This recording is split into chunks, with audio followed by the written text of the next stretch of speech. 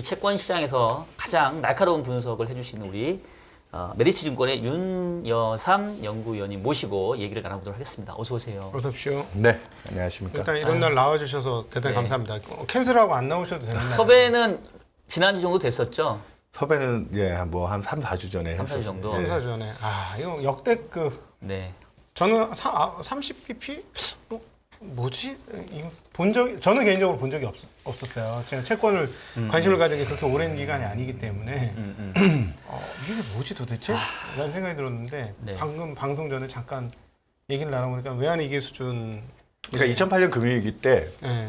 미국 이제 서프라임 완전 리만 브라더스 붕괴되고 자금 시장의 신용 정책이 아주 위축됐을 때 그때 심지어는 국채도 투매가 나왔었거든요. 그때 당시에 3년 국채 선물이 선물 가격으로 이제 100티기 하락을 해서 증거금 170만 원짜리 선물이 100만 원이 날라갔어요, 하루에. 근데 오늘 그런 식으로 이제 3년짜리 국채 선물이 100티기 날라갔고 이거를 금리로 환산하면 30bp, 0.3%포인트가 오늘 전일 이제 우리나라 국고 3년 금리가 지난 주말 종가 기준 4.2%. 그것도 사실은 금융위기 이후 또 역시나 절대 수준으로도 최고치였는데 네네. 오늘 한국은행 총재께서 이제 국회 쪽 질의 답변 시간이 있었는데 거기 가서 이제 미국 쪽 통화 정책에 대한 부담과 뭐 물가에 대한 뭐 정책의 미스와 뭐 그 반성이라는 표현도 하는 총재가 써가면서 오늘 그러니까 이 한 치 앞도 예측하지 못하는 이 금융시장의 불확실성을 인정하자마자 국채 3년 금리가 30bp, 4.5%까지. 그러니까 국가가 발행한 3년 만기 채권 금리가 4.5%고요, 지금. 네.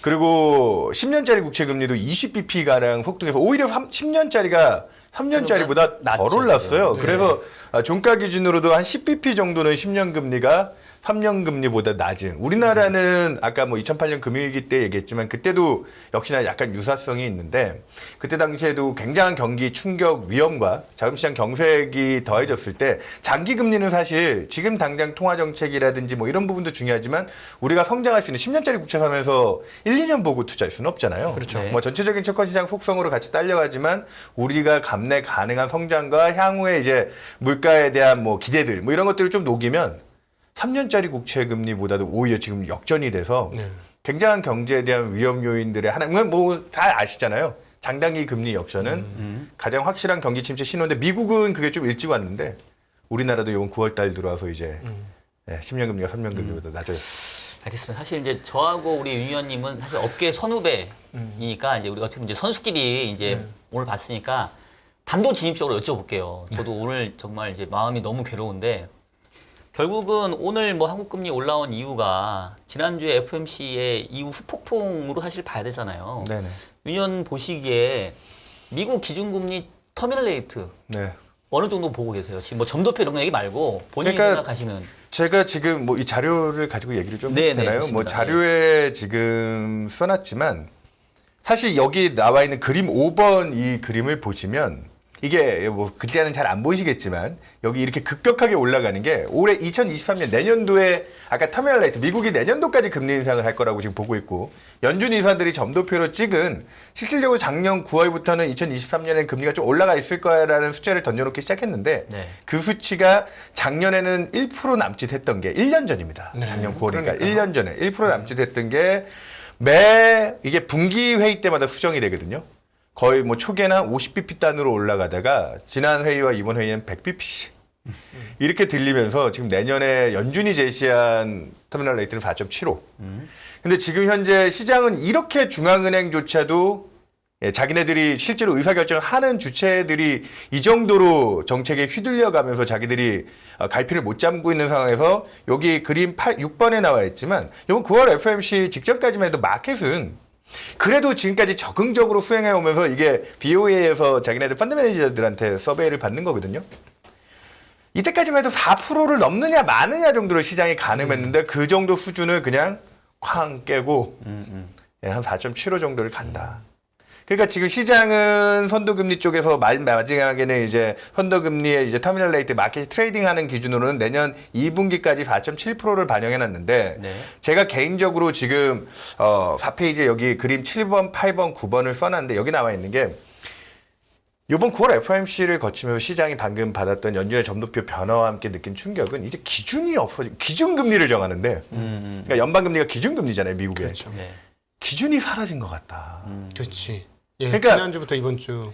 적정금리, 중립금리는 아직도 미국 연준 입장에서는 롱거런이라고 하는 숫자로 2% 중반을 제시하고 있는데 당장 물가 때문에 어쩔 수는 없다고 하지만 그렇게 높은 인플레이션과 낮은 실업률에 대한 부담이 크느냐 그랬더니 이제는 때 묻어서 이제 잘 쓰지 않는 이제 기준이 사라졌으니까 이 페어 위에라도 이 자리가 무슨 자리였는지 표시를 해야 되지 않겠습니까? 그래서 저 같은 사람들도 그렇고 마켓에서 요즘에 얘기하기 시작하는 게 오래된 적정금리 추정법인 테일러 준칙을 들고 나오기 시작했어요. 구닥다리 모델을 다시 꺼내서 예. 사실은 설명력이 상당히 떨어졌고 그래서 이제 그동안은 테일러 준칙에 대해서 여러 수정 기법들을 가미해서 얘기들을 해왔지만 전통 테일러 준칙을 얘기하면 지금 미국의 8%가 넘는 물가와 3%대 실업률을 감안하면 미국 기준금리는 11%까지 가야 돼요.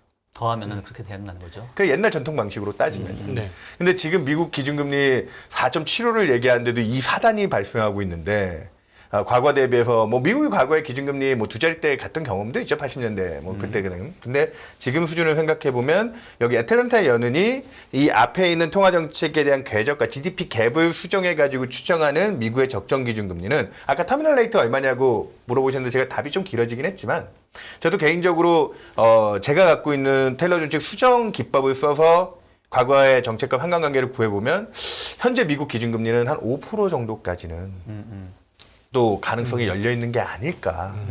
그러다 보니까 오늘 우리나라의 그 충격이 그대로 들어온 게 예전에 하는 총재가 또 이제 시장에 가이던스를 주면서 미국 통화 정책이 우리가 자유롭지 못하다라고 하면서 그렇죠. 한미 금리가 역전이 됐을 때 그 부담폭을 한 100bp 내외 정도라는 숫자를 또 내놓으시는 바람에 네. 미국이 4.75라는 터미널 레이트 점도표를 찍어놓은 거에 바로 우리나라 기준금리는 3.75 정도까지는 끌려가는 게 아닌가를 프라이싱하고 네. 지난주 후반에 거의 10년 금리, 3년 금리가 4%까지 트라이했고 이번 주 들어와서는 이런 뭐 5%에 가까운 미국의 기준금리에 대한 콜들이 늘기 시작하면서 우리나라 이러다가 4%대 기준금리까지 있다. 가지 않느냐. 그래서 오늘 국고 3년 금리가 우리나라 4% 기준금리를 풀리 반영해서 네. 4% 중반까지 올라왔다. 그래서 전 터미널 레이트 얼마에 보느냐. 제가 지금 갖고 있는 이 올드 패션 룰을 가지고 따져놓고 봐도 네.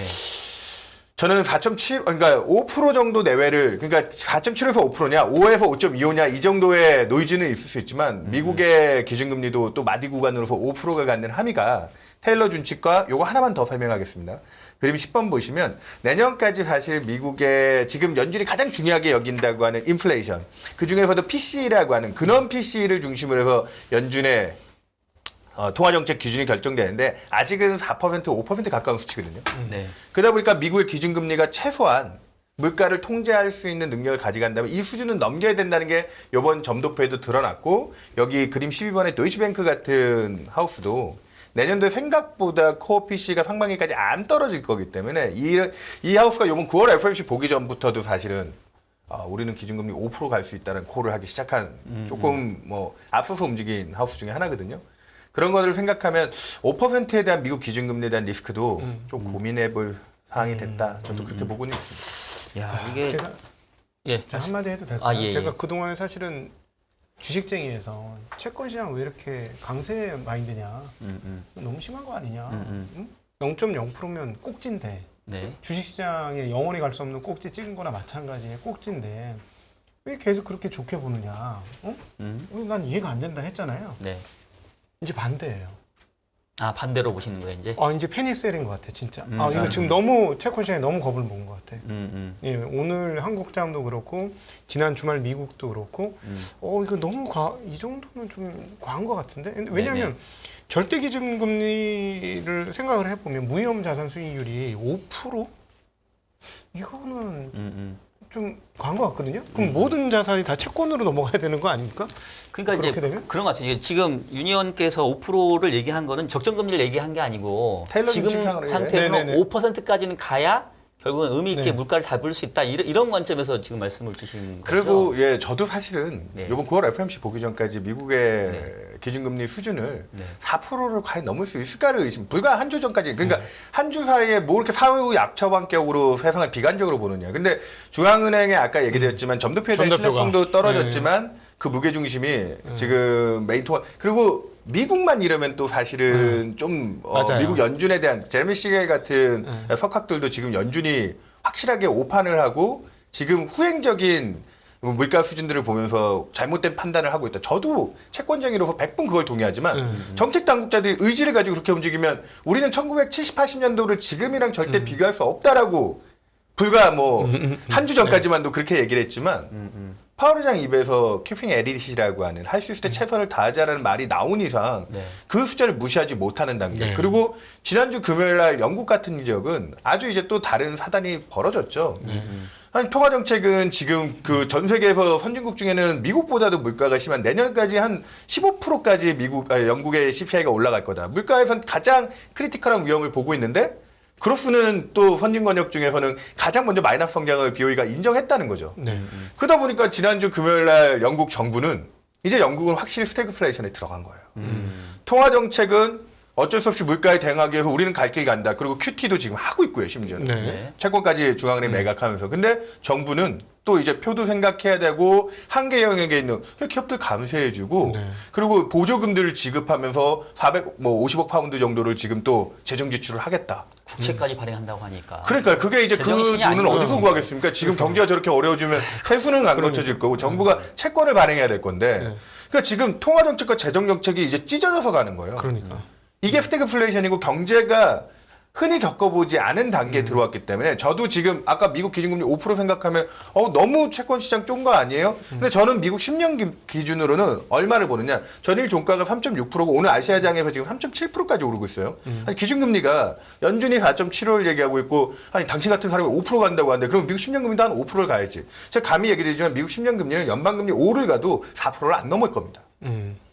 이렇게 강하게 주장하는 이유는 과거에도 미국이 80년대 이후 뭐 그 전에도 그랬지만 경기 침체 오기 전까지는 아까 우리나라도 지금 장래임금이 역전에 대한 현상을 얘기했는데 미국이 이제 7, 80년대 미국 기준금리 20% 넘었을 때 미국 10년 금리 상단이 얼마였는지 혹시 아세요?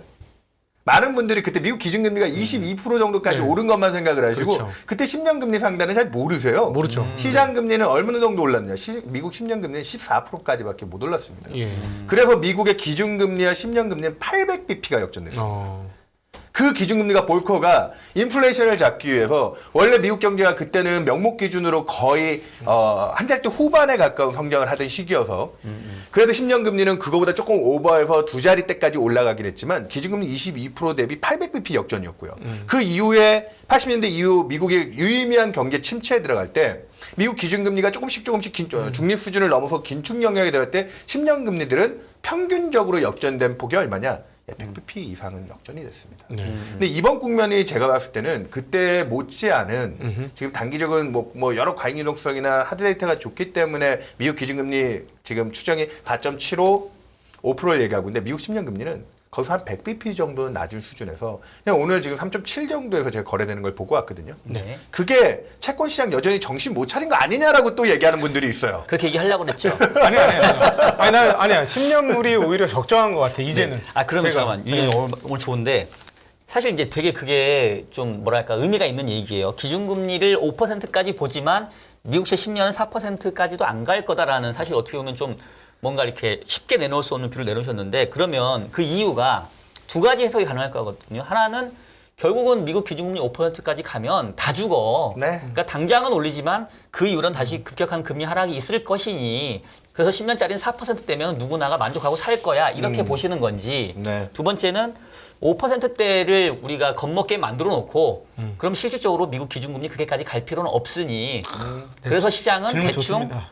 거기서 그냥 눈치 보면서 한 4%에 자리 잡을 걸로 보는 건지. 겁만 주는 거냐? 둘 중에 어떤 쪽에 지금 견해를 가지고 계시는 거예요? 아니 사실은 두 가지를 다 고민하고 연준은 얘기할 거고 사실은 본인들도 후자처럼 되기를 간절히 바라고 있을 거라고 어쩌면, 생각해요. 어쩌면. 그러니까 미시건 소비지수 이런 걸 보는 걸 봐서. 그러니까 지금 기대 인플레 쪽에서 지난 7, 8월 달 동안 사실은 그거 생각나세요? 7월달에 파월 의장은 지금 불과 2달 내에 이런 또 인플레이션 통제가 안 될 걸 모르고 좀 뭐 금리 인상의 속도 조절이라든지 피복과 같은 얘기들을 중앙은행이 던져줬어요. 근데 저도 그걸 그때 당시 좀 믿었던 것들이 뭐냐면 BI라고 하는 마켓이 물가채와 명목국채의 그 금리 차이를 가지고 인플레 기대를 가지고 시장이 트레이딩을 해서 물가가 오를 거냐 내릴 거냐 그걸로 채권 시장에서 열심히 돈을 벌려고 노력하는 그 물가의 발견 기능이 있거든요. 브레이크 이븐 인플레이션. 예, 그 BI가 사실은 7월, 8월 달에 조금, 리세션 콜이 늘다 보니까 반락하기 시작했고, 그래서 물가 정점에 대한 시그널이 좀 들어왔고,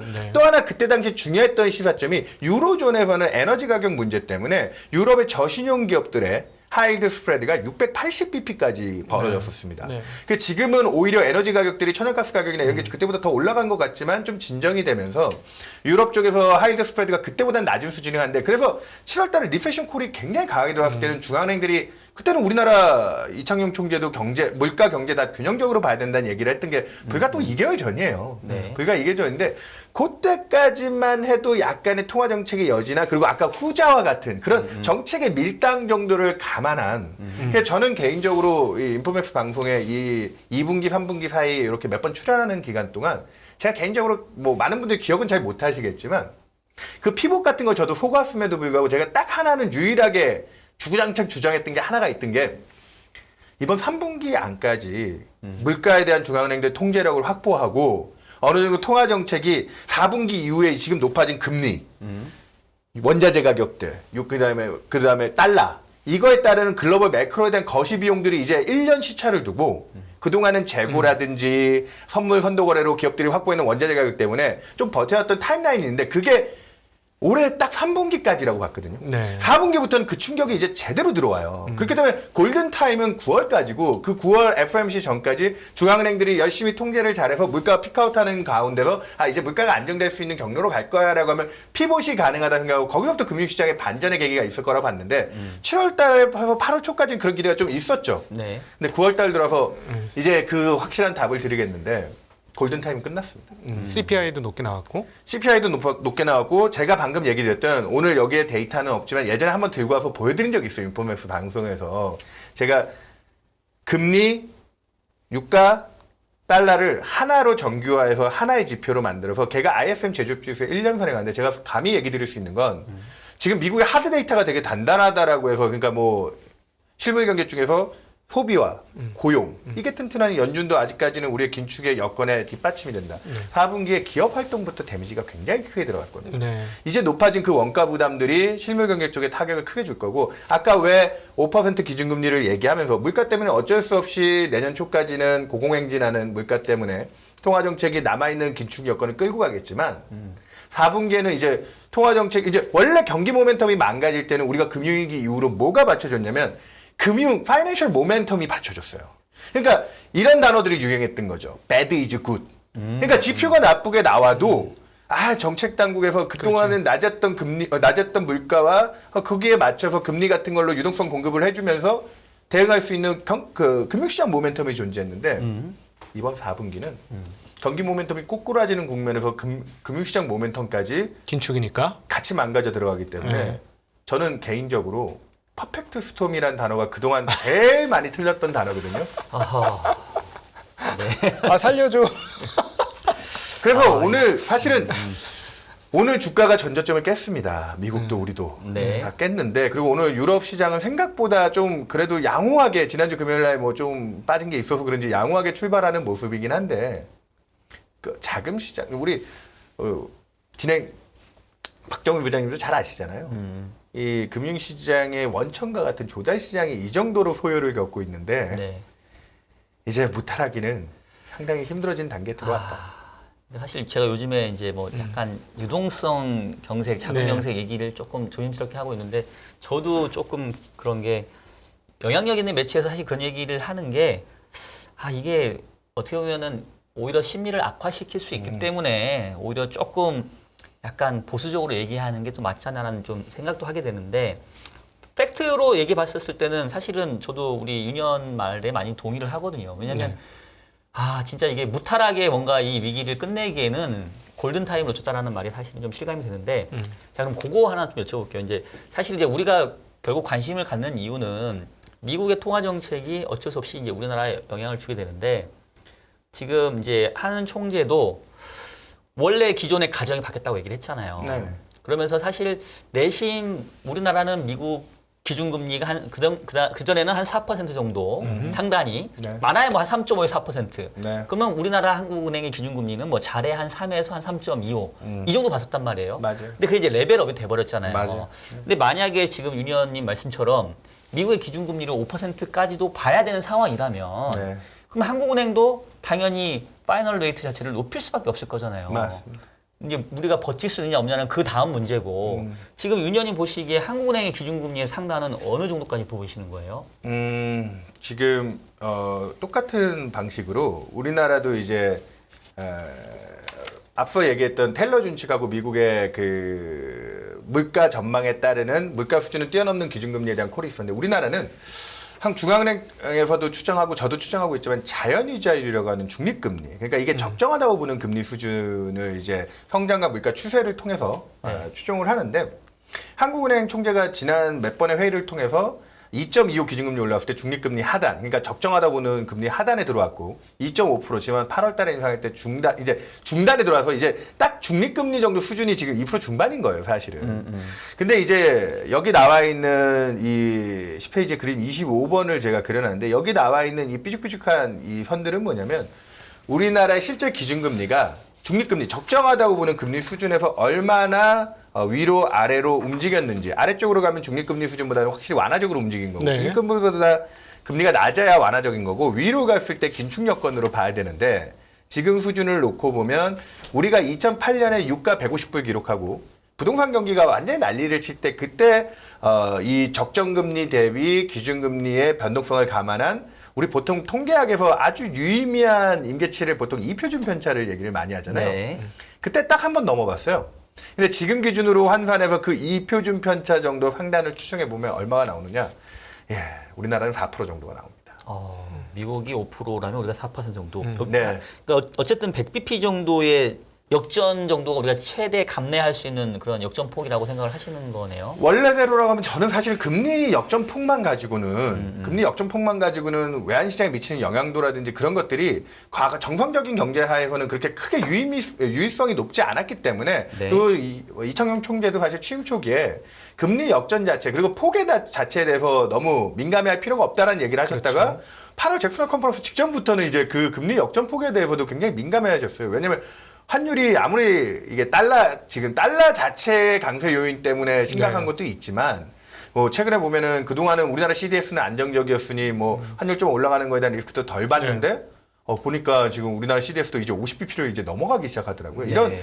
신용 위험들 같은 게 녹아 들어오는 걸 놓고 보면 대금리 차가 이렇게 자금 시장들이 여건이 어려워질 때 저는 여전히 이거만 추정해가지고 사실 이거 우리나라 기준금리 4% 올라가면 네. 제가 개인적으로 여기서 또 우리나라 기준금리 뭐 4% 정도는 여기까지 임계치로 인정해야 되는 거 아닌가라고 하면서 11페이지 이거 언론 쪽에서 요 근래 이제 조사로 나와 있는 데이터긴 한데 위는 기업들이 과연 최근에 이제 금리 올라서 얼마나 지금 불편한가 그리고 감내 가능하다고 봤던 기준금리 수준은 얼마인가 80% 정도가 3% 내외였어요. 네. 기업들 사정은 이 정도고 아래 나와 있지만 뭐 지금 한국은행 추정으로는 뭐 전 가계 기준으로 우리나라 가계 부채 이자가 지금 기준금리 2.5까지 올라왔을 때 연으로 128만 원밖에 연으로 128만 원이면 월 10만 원 정도 늘은 거다. 네. 근데 이건 제가 알기로는 전 가계를 대상으로 나눠서 매긴 수치고요. 현실적으로는 오른쪽에 이제 뭐 서울에서 아니면 좀 핫했던 지역에서 집을 구매한 사람들의 작년도에 이제 집을 구매한 사람들이 아무래도 대출에 레버리지에 큰 효과를 입을 분들인데 이 부분 기준으로 놓고 보면 지금 우리나라 기준금리 2.5까지 올라왔을 때만 해도 부담이 상당히 누적돼 있는데 3% 지금 마켓 프라이싱으로는 아까 얘기했지만 오늘 이제 4% 기준금리까지 추정하는 네. 상황이거든요. 그런 상황에서 이제 대외금리 차에 따르는 그래서 지금 금리 역전이 중요하고 우리는 연준의 통화 정책에 굉장히 약간은 뭐 민감도나 종속돼 있는 부분이 있다라는 게 뭐 저도 인정하는 부분이 상당히 있지만 금리는 내생명이었습니다. 또 중요한 금과 옥조와 같은 건 네. 우리나라 기준금리는 우리나라 경제 주체들한테 미치는 영향이 훨씬 크다는 거예요. 그렇죠. 지금 이제 이쪽 민간 경제 분야에서 뭐 한국은 뭐 가계부채에 대한 노이즈가 늘 컸던 나라 중에 하나이기 때문에 LTV나 이런 건전성들을 놓고 보지만 일부 대출자들은 지금 작년에 한 240만 원 정도 이자 내던 분들이 올해 말까지 기준금리 3%만 넘어가도 원리금 상환 부담 대비 이제 상환해야 될 이자 부담액이 한 8% 정도까지 오를 거라고 이게 6월달 기사 내용이거든요. 사실 네.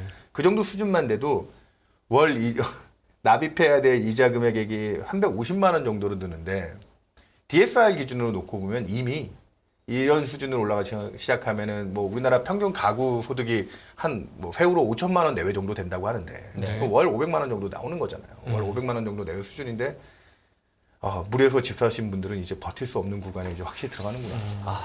근데 이건 뭐 좀 뭐 제 질문은 아니지만 이렇게 네. 생각하시는 분도 있을 것 같아요. 아니 미국이 금리를 올린다고 해서 꼭 한국이 따라가야 되냐? 네네. 그리고 오늘도 보면은 뭐 기재부 그 회의 기재부에 이제 하는 총재가 오고 국회의원들이 질의할 때 이제 그런 질문이 있었던 것 같은데 네. 말씀하셨던 것처럼 가계부채도 그렇고 한계 기업들도 있는데 네. 여기서 지금 물가 잡겠다고 금리 올리면은 이제 더 뭐 초과삼간 태울 수도 있는 거잖아요. 네. 한국은행이 금리를 그렇게 올리지 않고 좀 금리 차를 허용할 수 있는 그런 방안은 없는 건가요?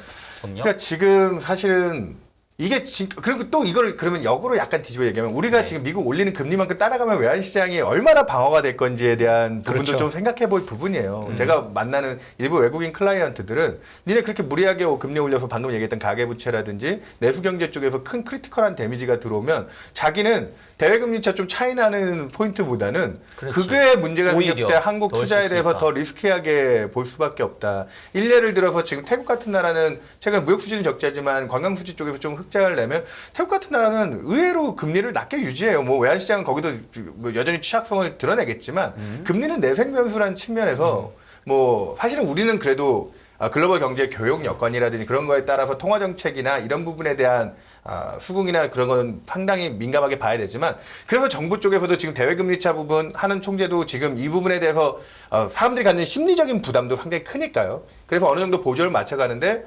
최근에 이제 뭐 통화수업 관련된 그 통화수업이 미국과의 관계도 있지만 뭐 국민연금이 지금 해외로 나가는 자금이 워낙 많다 보니까 국내에서 해외 투자를 나가는 자금들에 대해 우리가 그래도 자본주의 사회인데 그걸 다 일일이 규제할 수 있는 그 트릴레마라는 경제학 교과서에 네. 외환의 이동성을 그렇게 하나 통제하면 또 다른 데서 문제가 생기거든요. 분명히 네. 자본 유출에 대한 통제를 하게 되면. 그래서 그걸 일일이 규제할 수는 없지만 약간의 뭐 베네핏을 제공한다든지 아니면 국민연금도 지금 이렇게 높은 달러 가치 원화 약세 국면에서 환해지를 하지 않고 해외 투자를 나가고 있는데 이제부터는 해지를 고민해야 될 수준의 그러니까 그렇게 달러를 사는 쪽에 투자를 나가는 게 맞지 않겠냐라는 쪽에 뭐 그런 논의들도 좀 진행되고 있는 것 같아요. 그런 부분에서 이제 직접적인 유출입을 막는 거 하나가 있고 그 다음에 뭐 글로벌 그 지수 같은 거 편입을 통해서 이번 주 이제 30일 날 WGBI라고 하는 지금 이제 FTS에서 관리하고 있는 세계 채권 지수 네. 글로벌 가버먼트 본드 인덱스에 지금 한국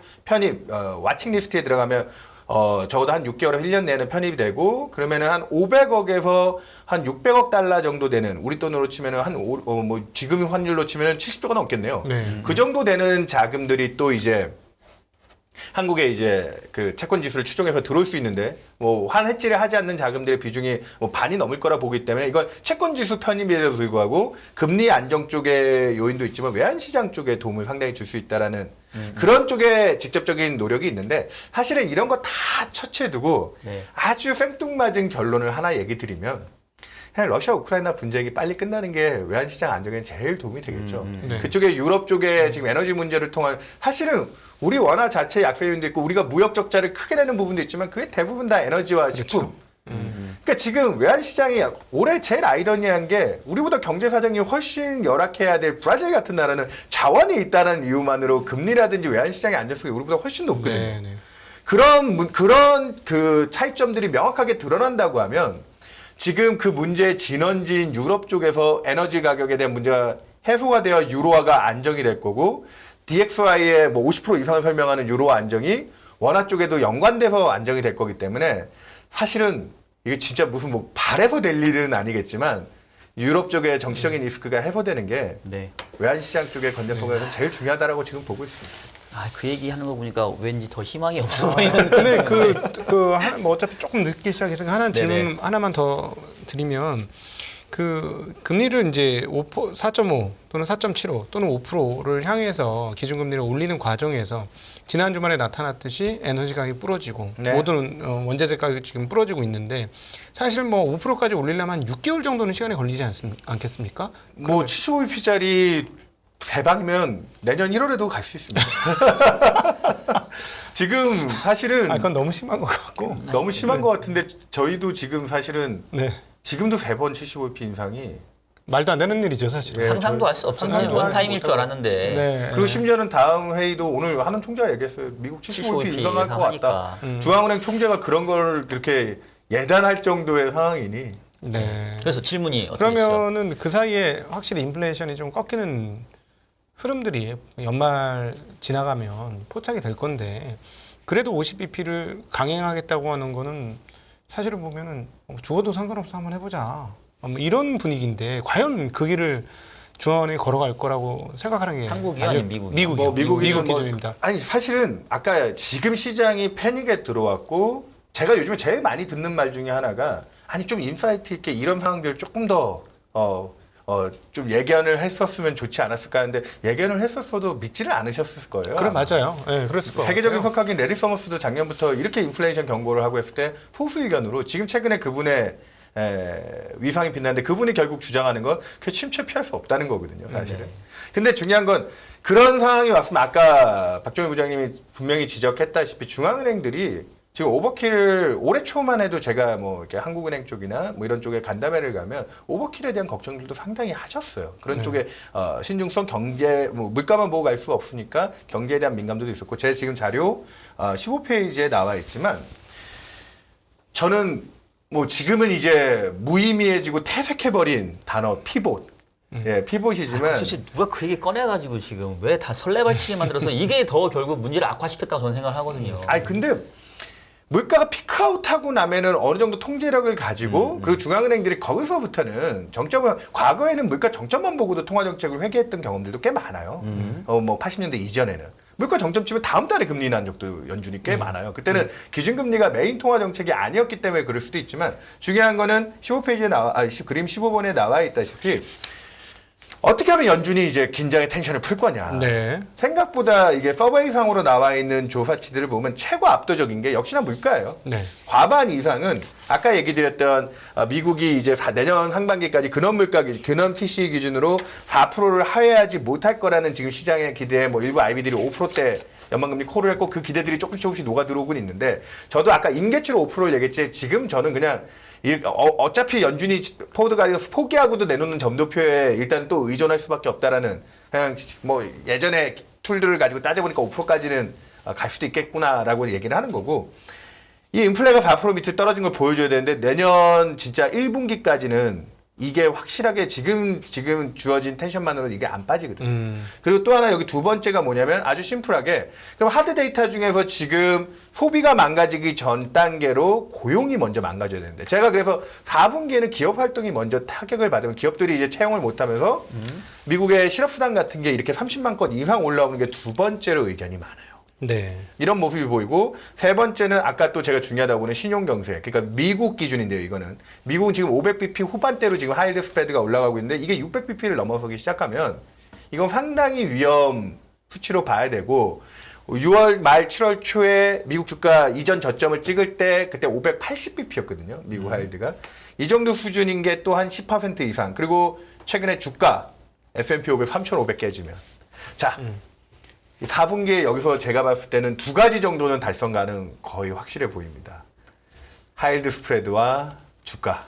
굳이 달성 안 해도 되는 것들을 꼭 달성을 아니 왜냐면은 위에 두 데이터는 매크로 데이터는 시차가 좀 존재하는 데이터들이고 네. 아래에 있는 두 데이터들은 금융시장이 지금 이 민감도로 움직이는 데이터이기 때문에 이 데이터들이 이렇게 미국 주가가 지금 S&P 500이 3,500을 깬다고 하면 연준이 과연 그때도 그러니까 아까 6말 7초에 무슨 일이 있었느냐. 그때 왜 중앙은행이 아까 피봇 같은 얘기를 왜 굳이 꺼내서 또 이렇게 시장에 헛된 기대를 하게 했느냐. 그때 리세션 콜이 과하게 많았고 하이드 스프레드 같은 게 민감도를 보여줬는데 이번 4분기에도 그냥 이런 표현이 적절할지 모르겠어요.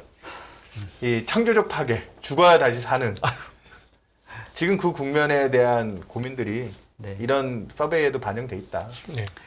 알겠습니다. 아유 뭐 위원님 모시고 더 말씀을 좀 들어보고 싶긴 한데 또 제가 또 시간적인 또 제약이 있고 하니까 근데 뭐 하시고 싶은 얘기는 제가 봤을 땐 충분히 전달은 된 것 같아요. 네네. 제가 남는 거는 미국 기준금리 5%, 한국은 4%. 그러니까 그 상단이지 사실 저도 지금 그렇게 간다라고 그러니까 기준을 하나는 세워놔야 될 거 아니에요. 근데 네네. 사실은 시장은 그 정도 수준을 또 벌써 프라이싱을 하고 있기 때문에 네. 또 한 네. 뭐 다음 출연할 때는 아 그때도 그걸 낮게 본 게 아니었나 이런 얘기를 할까봐 그게 무섭긴 하죠. 근데 지금까지 틀려왔기 때문에 그런 관성으로 그런 얘기를 드리는 게 아니라요. 아까도 얘기드렸지만 지금은 경제가 나빠지는 거에 대한 충격으로 4분기에 이런 수치들이 달성됐을 땐 중앙은행들이 또 지금 점도표로 연준이 제시한 숫자는 과연 지킬 수 있을 거냐. 그것도 장담 못합니다. 2019년에도 점도표로는 연방금리 3% 간다 했지만 2019년에 2.5인 연방금리 2번 올려 3% 간다 했지만 그때 오히려 3번 인하해서 1.75로 네. 그 해를 맞췄던 경험도 네. 있습니다. 그리고 사실 어쩌면 이제 제가 항상 얘기하는 게 호미노 막을 거 가래도 지금 막고 있고 가래도도 못 막으면 이제 포크레인은 와야 되거든요. 네. 그러니까 처음부터 기준금리에 대한 어떤 높이를 우리가 높게 생각했으면 이게 빨리 짧고 굵게 끝날 수 있었을 판인데 그렇죠. 초반에 지금 이제 잘했으면. 늘어도 왔기 때문에 지금 이제 위원님 말씀은 기준금리 미국 5%, 한국 4%까지도 각오하는 시장. 그리고 어쩌면 그렇게 돼야 또 이게 고통이 짧게 끝날 수도 있는 그랬으면 하는 좀 바램도 근데 지금 섞어서 뭐 다 틀리기를 바라고 있죠. 또 다른 바람은 그렇게 안 갔으면 좋겠지. 이 전망들이 다 틀렸어요. 그렇게 안 갔으면 그러니까 좋겠지. 인플레이션이 꺾이고 이 앞에 그렇게 안 가고 싶어서 피벗도 나온 거고 여러 툴로 이제 물가 피크아웃에 대한 증거들도 찾고 했는데 근데 중앙은행들은 그 증거에도 아직 부족하다고 하고 있으니 그렇죠. 그래서 이제 생긴 문제예요. 네. 알겠습니다. 네. 아유, 자 여기서 우리 윤현은 보내드리도록 하겠고요.